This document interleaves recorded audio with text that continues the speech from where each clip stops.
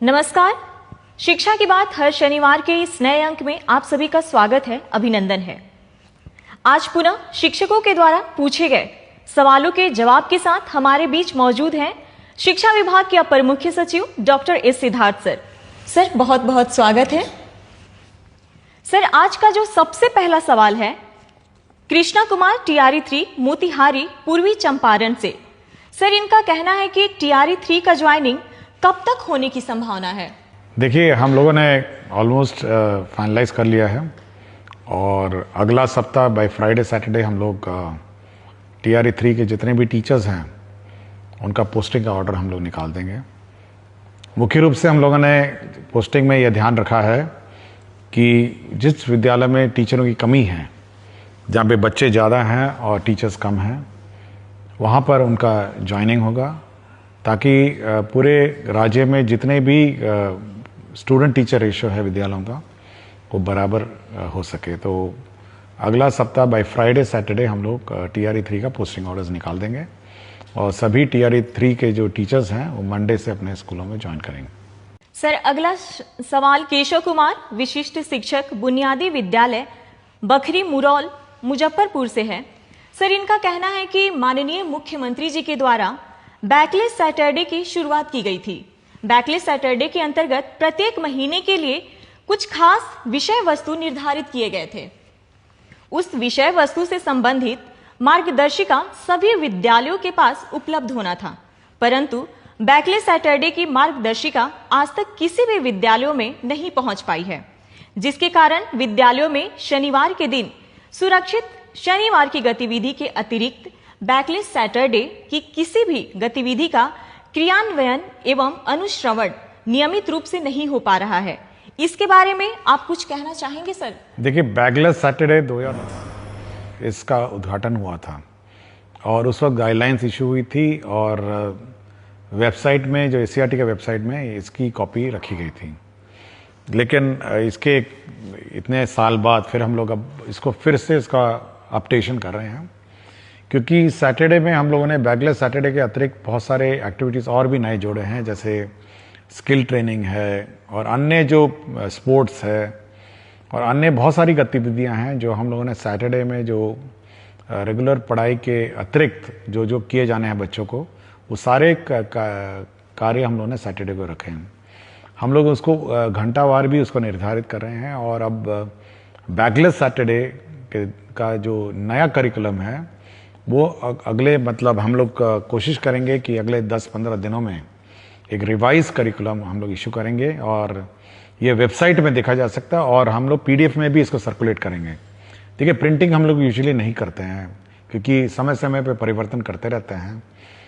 हम चाहते हैं कि ज़्यादा कागज़ का बर्बादी ना हो, इसलिए वेबसाइट पे इस गाइडलाइंस को आप देख सकते हैं। 10-15 दिन बाद इसको बैकलेस सैटरडे 2025 गाइडलाइंस के रूप में इसको निर्धारित किया जाएगा। सर, एक धीरज कुमार शिक्षक यूएमएस सिलौट भभुआ से है। सर, विद्यालय में त्रैमासिक परीक्षा की शुरुआत के लिए आपका हृदय से आभार करते हैं।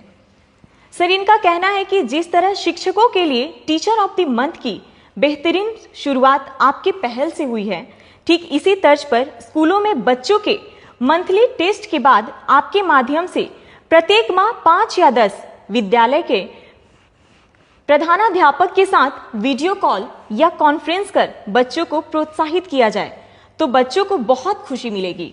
प्रधानाध्यापक प्रशस्ति पत्र देते हुए स्कूल के नोटिस बोर्ड पर चयनित बच्चे का नाम प्रदर्शित करते हैं, इससे विद्यालयों का मनोबल बढ़ेगा।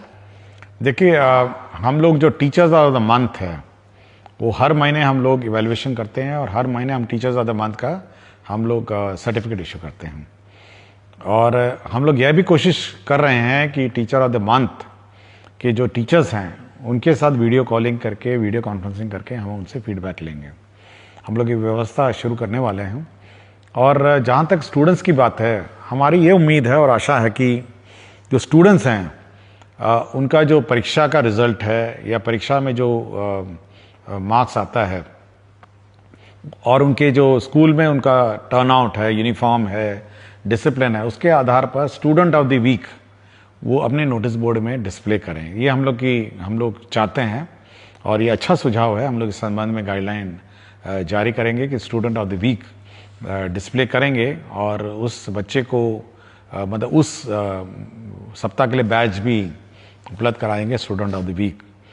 और ये सुझाव के आधार पर हम लोग अब आगे की कार्रवाई करेंगे और मैं इनको धन्यवाद देता हूं कि स्टूडेंट के संबंध में इन्होंने जो सुझाव दिया। सर, अगला सवाल कुमारी निधि नया प्राथमिक विद्यालय सुहागी किशनगंज से हैं।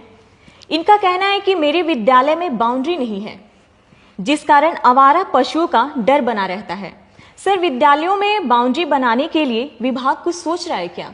देखिए, हमने 2 दिन पहले गाइडलाइंस हम लोगों ने इशू की है, जिसमें सभी हेडमास्टर से हम लोगों ने मांगा है कि आपको विद्यालय में क्या चाहिए। उसमें हम लोगों ने बाउंड्री की लंबाई कितनी टूटी हुई है, कितना ऊंचा करना है और कितना बाउंड्री बनाना है, यह भी मांगा है। और हम लोग मई महीने में इस पूरे राज्य में जितने भी स्कूल्स हैं उनके बाउंड्री का सैंक्शन कर देंगे, उसके एडिशनल क्लासरूम का सैंक्शन कर देंगे, टॉयलेट्स का कर देंगे और इसके लेबॉर्ट्रीज, लाइब्रेरी जो भी बिल्डिंग है वो सब कर देंगे। और साथ ही साथ हम लोग ने फर्नीचर का शॉर्टेज है उसको भी हम लोग पूरा कर देंगे। तो ये सारा सैंक्शनिंग जो है, जो स्वीकृति है, वो हम लोगों ने टारगेट किया मई फर्स्ट वीक में। उसके बाद इसकी आपूर्ति की प्रक्रिया जून, जुलाई, अगस्त तक ये हम लोग का लक्ष्य है कि जुलाई से पहले ही कम से कम सारी चीज़ें बन जाए।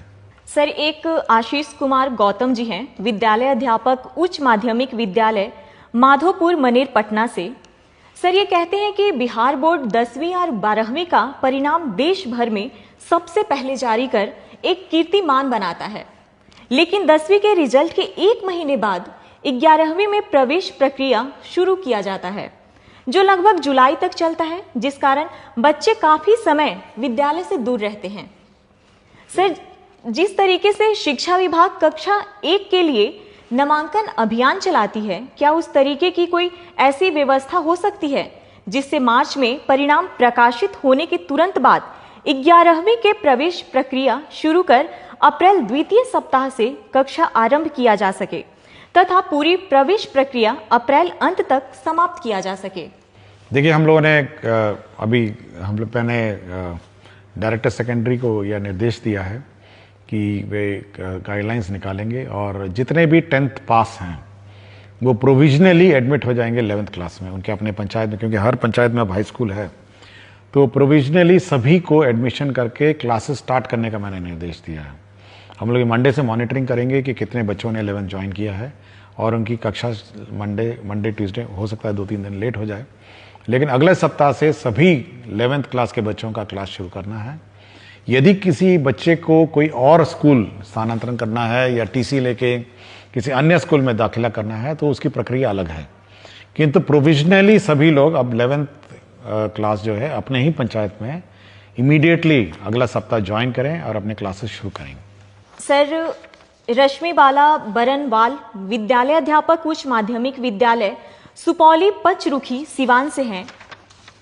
ये कहते हैं कि अंग्रेजी विषय को 9वीं और 10वीं में भी अनिवार्य किया जाए। इन स्तरों पर अंग्रेजी सीखने और अध्ययन करने के लिए छात्रों को आकर्षित करना कठिन है, जिसके कारण उच्चतर माध्यमिक स्तर पर अंग्रेजी में खराब प्रदर्शन होता है, क्योंकि उन्हें अंग्रेजी समझने में वास्तविक कठिनाई का सामना करना पड़ता है, जो पहले से ही दूसरी भाषा है और उन्होंने इस कक्षा 10 तक गंभीरता से नहीं सीखा है। देखिए, हम लोग इस बार 9th, 10th, 11th, 12th में बुक्स, बाइलिंगुअल बुक्स हम लोग लाइब्रेरी में उपलब्ध कराएंगे। सारे बुक्स 2 भाषा में होंगी, एक हिंदी में और अंग्रेजी में, और एक ही किताब होगी, एक तरफ हिंदी रहेगी, एक तरफ अंग्रेजी रहेगी। हमारी कोशिश है कि जो बच्चे हैं वो जब हिंदी पढ़ रहे होंगे उसका अंग्रेजी रूपांतर भी साथ ही साथ पढ़ेंगे, और हम लोग अच्छी संख्या में उपलब्ध कराएंगे किताबें, और कोशिश करते हैं कि बच्चे 9th, 10th, 11th, 12th जो हैं वो दोनों भाषाओं में पढ़ें, और धीरे धीरे वो माइग्रेट करेंगे और अंग्रेजी के टेक्स्ट को समझने की कोशिश करेंगे, ताकि हायर एजुकेशन में जो भाषा में वो हायर एजुकेशन प्राप्त करना चाहते हैं उसमें उनको सहूलियत मिले। सर, अगला सवाल रंजीत कुमार प्राथमिक विद्यालय कन्या लक्ष्मीपुर रोसड़ा समस्तीपुर से है। कहते हैं कि हमारे विद्यालय के एक ही कैंपस में 4 प्रारंभिक विद्यालय संचालित हो रहे हैं। सभी को मर्ज कर देते तो पठन पाठन में सहूलियत होती। चेतना सत्र एवं अन्य विद्यालय गतिविधियां साथ साथ संचालित होने से बच्चों को परेशानी होती है। इसके संबंध में कुछ कहना चाहेंगे? देखिए, हम लोग बहुत स्पष्ट डीओस को कह चुके हैं कि जो स्कूल्स आपके एक ही परिसर में हैं उसको आप मर्ज करिए और सभी पठन पाठन कार्यक्रम इंटीग्रेटेड चलाइए। ये हम लोग पहले भी बोल चुके हैं और हमको जानकारी है कि ऐसे बहुत सारे कैंपस हैं जिसमें 2 स्कूल चल रहे हैं, 3 स्कूल चल रहे हैं, तो सभी लोग इंटीग्रेटेड रहें, एक ही कैंपस में रहें। अब ये संभवतः 3 हेडमास्टर होंगे तो वो हेडमास्टर अपना अलग करना चाह रहे हैं, दूसरा हेडमास्टर अपना अलग करना चाह रहे हैं, तीसरा हेडमास्टर अलग करना चाह रहे हैं। तो हम लोग कोशिश करेंगे कि सभी को मर्ज करके एक ही यूनिट बने, एक ही तरह चेतना सत्र बने और एक ही तरह सभी कार्रवाई करें। हम लोग नहीं चाहते हैं कि एक ही कैंपस में 3 स्कूल अपने अलग अलग चलते रहें। सर, एक नीलमणि प्रतापशाही उच्च मध्य विद्यालय कोडरा हाथा हथुआ गोपालगंज से है। ये कहते हैं कि ई लॉट्स शिक्षकों और अभिभावकों के लिए एक ई लाइब्रेरी है जिसमें कक्षा 1 से 12 तक के सभी पाठ्य पुस्तक उपलब्ध हैं, परंतु वर्तमान समय में यह प्ले स्टोर में उपलब्ध नहीं है। क्या इसे दोबारा हम शिक्षकों के लिए उपलब्ध करवाया जा सकता है? देखिए, इसको हम लोग रिवाइज कर रहे हैं और नेक्स्ट वीक से ये ऑन हो जाएगा। मुझे जानकारी देने के लिए मैं इनको धन्यवाद देता हूँ।